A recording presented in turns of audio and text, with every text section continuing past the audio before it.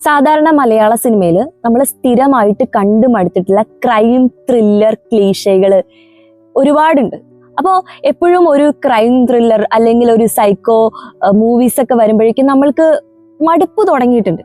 ആ ഒരു സമയത്തിലേക്കാണ് നമ്മുടെ മമ്മൂക്കയും വിനായകനും അഭിനയിച്ചിട്ടുള്ള കളങ്കാവൽ വരുന്നത്. അപ്പം ഈ കളങ്കാവലിനകത്ത് പറയുകയാണെങ്കിൽ നമുക്ക് ഓൾറെഡി അറിയാവുന്ന സയനൈഡ് മോഹൻ എന്ന് പറയുന്ന ഒരു സീരിയൽ കില്ലറുടെ കഥയാണ്. ഇതിലെ പ്രത്യേകത എന്താണെന്ന് വെച്ചാൽ, സാധാരണ ക്രൈം ത്രില്ലറിൽ നമ്മൾ ക്രൈം ചെയ്ത ആരാണെന്ന് ഇൻവെസ്റ്റിഗേറ്റ് ചെയ്യും. ഇതിൽ നമുക്ക് ക്രൈം ചെയ്തിട്ടുള്ളത് കൊലപാതകി ആരാണെന്ന് നമുക്ക് കൃത്യമായിട്ട് അറിയാം. അപ്പോൾ ഈ കഥ പോകുന്നത് എങ്ങനെയാണെന്ന് മനസ്സിലാക്കാനുള്ള ഒരു ആകാംക്ഷയുടെ പുറത്തായിട്ടായിരിക്കും എല്ലാവരും ഈ പടം കാണാൻ പോയിട്ടുള്ളത് എന്ന് എനിക്ക് തോന്നിയിട്ടുണ്ട്. അപ്പോൾ ഇതില് ജിതിൻ കെ ജോസ് കുറുപ്പിന് ശേഷം ഒരു റിയൽ ലൈഫ് സ്റ്റോറി എടുക്കുമ്പോൾ അതില് കുറച്ച് റിയലിസവും പിന്നെ കുറച്ച് ഫാന്റസി ഓർ ഇമാജിനേഷൻസും കൊണ്ടുവന്നിട്ടുണ്ട്. അതുപോലെ തന്നെയാണ് ഈ സിനിമ പോയിട്ടുള്ളത്. മമ്മൂക്കയുടെ നമ്മുടെ മുന്നേ ചെയ്തിട്ടുള്ള 3 അദ്ദേഹം വില്ലനായിട്ട് വരുന്ന സിനിമകൾ ഉണ്ട് എന്നുണ്ടെങ്കിലും വളരെ ഡീറ്റെയിലിംഗ് ആയിട്ടുള്ള ഒരു ആക്ടിംഗ് ആണ് ഇതിൽ കാണാൻ പറ്റുന്നത്. മമ്മൂക്കയുടെ ഓരോ അഭിനയവും ഒരു തേച്ച് മിനുക്കിയിട്ടുള്ള ഒരു അഭിനയം തന്നെ ഇതിനകത്ത് കാണാം. കാരണം മൈന്യൂട്ടുള്ള ആക്ടിങ് പോലും ആ ഒരു വില്ലനിസത്തിന്റെ ചായ്വുകൾ, ഒരു ഏറ്റക്കുറച്ചിലുകൾ പോലും ഇല്ലാതെയാണ് അദ്ദേഹം അവതരിപ്പിച്ചിട്ടുള്ളത്. നായകൻ എന്നുള്ളത് ഒരു നായകൻ തന്നെയായിരുന്നു എന്ന് പറയാം. അപ്പോൾ അദ്ദേഹം ഒരു മുഴുനീള കഥാപാത്രങ്ങൾ അവതരിപ്പിച്ചിട്ടുള്ള സിനിമകൾ ഇല്ല. എന്നാലും ഈ സിനിമയിൽ ഇല്ല എന്നല്ല, സിനിമകളുണ്ട്, പക്ഷെ വിരളമാണ്.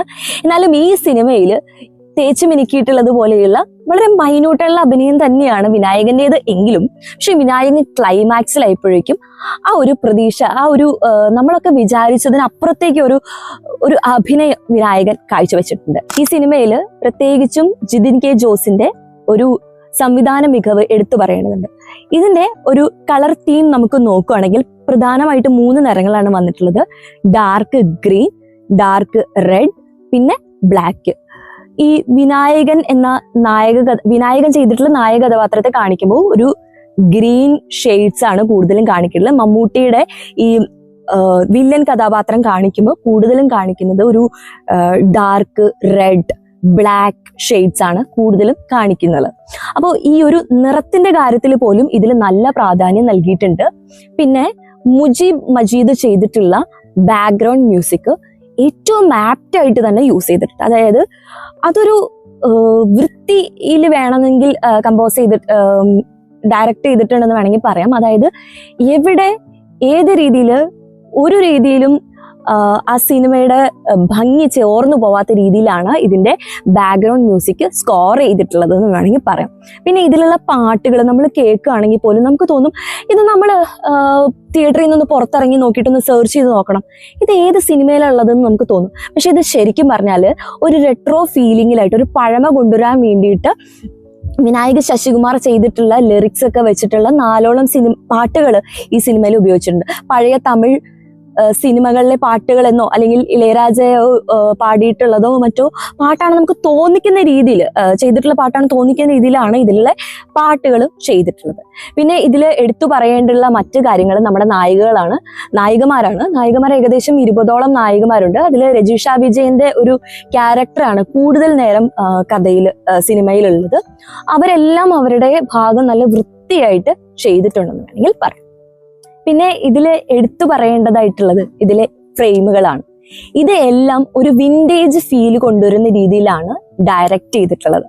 പിന്നെ ഇതില് നായകൻ എങ്ങനെയാണ് ഈ വില്ലനിലേക്ക്, അല്ലെങ്കിൽ ക്രിമിനൽ ആണ് മമ്മൂട്ടിയുടെ കഥാപാത്രം എന്ന് നമുക്കറിയാം, പക്ഷെ ആ വില്ലനെ കണ്ടെത്താൻ, വില്ലൻ കുറ്റം ചെയ്തതെന്ന് പ്രൂവ് ചെയ്യാൻ വേണ്ടിയിട്ട് പോകുന്ന ആ വേ എങ്ങനെയാണെന്നുള്ളത് നമ്മളെ നല്ല രീതിയിൽ ഒരു ക്യൂരിയോസിറ്റി ബിൽഡ് ചെയ്ത രീതിയിലാണ് കൊണ്ടുപോയിട്ടുള്ളത്. കുറച്ച് നീണ്ടുപോയി ആ ക്യൂരിയോസിറ്റി ബിൽഡിംഗ് എന്ന് തോന്നിയിട്ടുണ്ട്.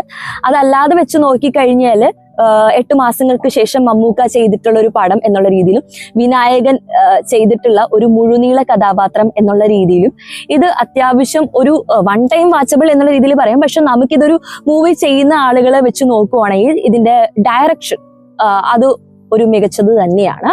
പിന്നെ ഇതിലെ ഇന്റർവെല്ലിന്റെ ഭാഗത്തോട് അടുക്കുന്ന സമയമാകുമ്പോൾ നമ്മൾ ഈ അടുത്തിടെ കണ്ട സിനിമകളിലൊന്നും കാണാത്ത രീതിയിൽ ഒരു മികച്ചു നിൽക്കുന്ന ഇന്റർവെല്ലാണ് ഇതിന് ഉണ്ടായിട്ടുള്ളത്. അതായത് ഫസ്റ്റ് ഹാഫിന് തൊട്ട് മുമ്പുള്ള ഭാഗം നല്ല മനോഹരമായിട്ട് തന്നെ ചെയ്തിട്ടുണ്ട്. അത് ഒരു നല്ലൊരു ഡയറക്ഷൻ എന്ന് വേണമെങ്കിൽ പറയാം. പിന്നെ ഇതിന്റെ ക്ലൈമാക്സ് എന്ന് പറയുന്നത് അത് നമ്മളെ ഞാൻ ഒരിക്കലും പ്രതീക്ഷിച്ചിട്ടില്ല ഈ ഒരു രീതിയിലായിരിക്കും ഇതിന്റെ ക്ലൈമാക്സ് പോകുന്നത്. അതായത് നമ്മുടെ സൈനൈഡ് മോഹൻ എന്ന് പറഞ്ഞ യഥാർത്ഥ കഥാപാത്രത്തെ വെച്ച് ഈ സിനിമ ഡയറക്ട് ചെയ്യുമ്പോൾ ഒരു വ്യത്യസ്തമായിട്ടുള്ള ഒരു ക്ലൈമാക്സ് ആണ് ഇതിൽ കൊണ്ടുവന്നിട്ടുള്ളത്.